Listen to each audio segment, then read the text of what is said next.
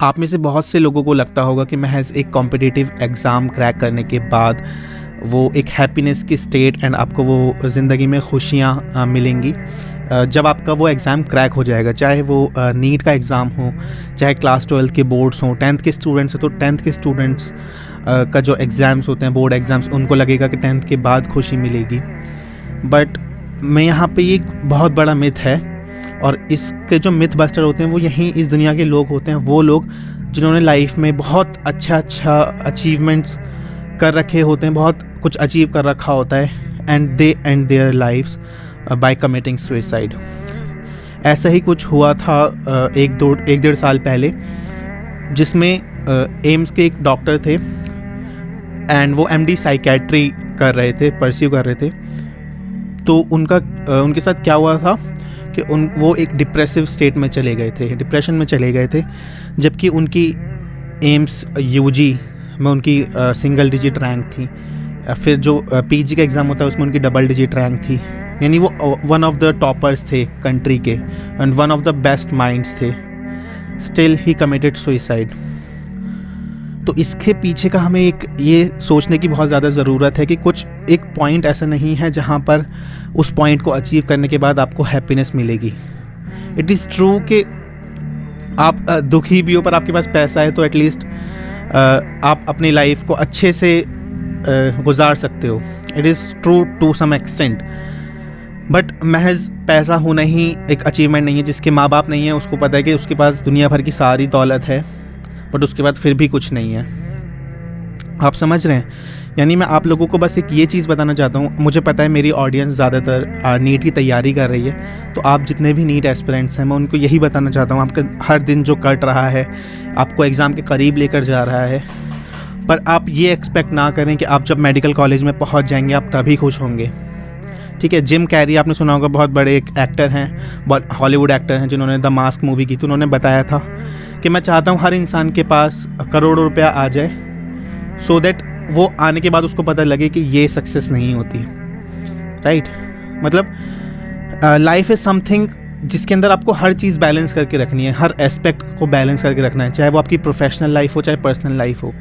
अगर आप एक स्टूडेंट हैं तो आपको पढ़ाई के साथ साथ अपनी पर्सनल लाइफ, यानी आपके जो दोस्त हैं, जो आपके वेल विशर्स हैं, उनका भी आपको हाथ में ख्याल रखना है, अपने माँ बाप का भी ख्याल रखना है। ऐसा नहीं कि आप माँ बाप को झटकार दें बस इस वजह से कि आप पढ़ रहे हैं। पढ़ाई कुछ काम नहीं आएगी अगर माँ बाप नहीं होंगे, जब आप सक्सेसफुल होंगे।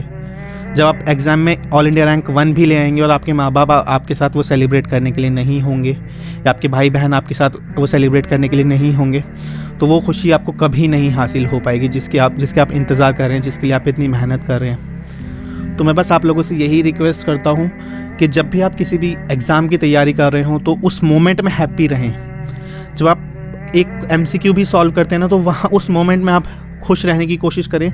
खुशी को एक किसी भी एग्ज़ाम से, किसी भी लाइफ के किसी भी पॉइंट से अटैच ना कर दें कि खुशी इस पॉइंट को अचीव करने के बाद ही मिलेगी, ये जब मैं डॉक्टर बन जाऊँगा तभी मिलेगी, जब मैं MD कंप्लीट कर लूँगा तभी मिलेगी खुशी उसके बाद आप किसी और चीज़ में, क्योंकि इंसानों की ख्वाहिशें कभी ख़त्म नहीं होती। राइट? एक पहाड़ भी दे दिया जाए सोने का तो उसको दूसरे पहाड़ की चाहत हो जाएगी, सोने के पहाड़ की। तो फिर आपको समझने की ज़रूरत है, जिस भी आप पोजीशन पे हैं अभी लाइफ में, चाहे आपके पास एक छोटा बटन वाला फ़ोन हो चाहे आईफोन हो, बस उसमें आप खुश रहें। अपने से नीचे वाले लोगों को देखकर आप सेटिस्फाई हो पाएंगे। हमेशा जब आप सोचेंगे मेरे से ऊपर जो लोग हैं उनको आपको देखेंगे, आप उन लोगों को देखेंगे तो आप हमेशा सैड ही फील करेंगे, आपको लगेगा कि मेरे पास कुछ नहीं है।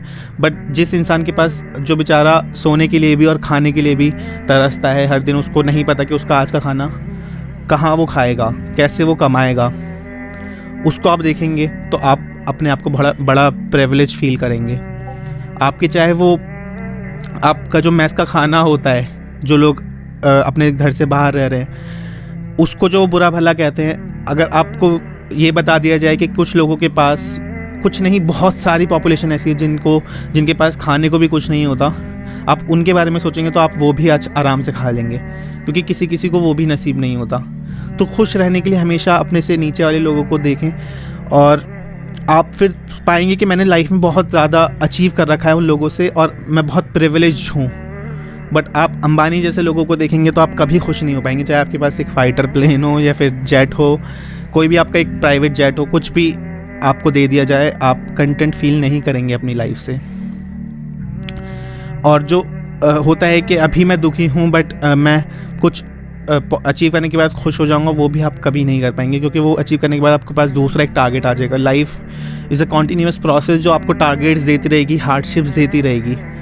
तो आप प्रोसेस को एंजॉय करना सीखिए। अगर आप एक नीट एस्पिरेंट है तो जो वो जर्नी आपकी है वो आपको बहुत कुछ लाइफ में सिखाएगी, जो आपकी स्किल्स बीइंग अ डॉक्टर भी काम आएंगे। और आप अगर वो एग्ज़ाम क्रैक नहीं कर पाते, that doesn't mean you have failed in your life. बहुत सारे लोग हैं जिन्होंने MBBS नहीं किया but they are doing very good in their lives, right.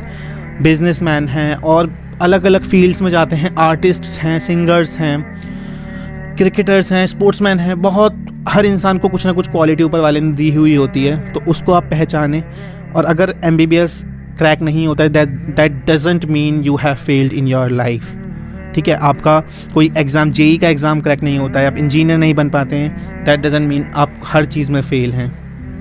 आप एक अच्छे एंटरप्रेन्योर बन सकते हैं, आप अपना स्टार्टअप का आइडिया सोच सकते हैं, आप अपना एक YouTube चैनल चला सकते हैं, उसमें व्लॉगिंग स्टार्ट कर सकते हैं। जो भी आपको, जिस भी काम में आपको मन लगता है, जो आपको पसंद आता है, वो आप करें।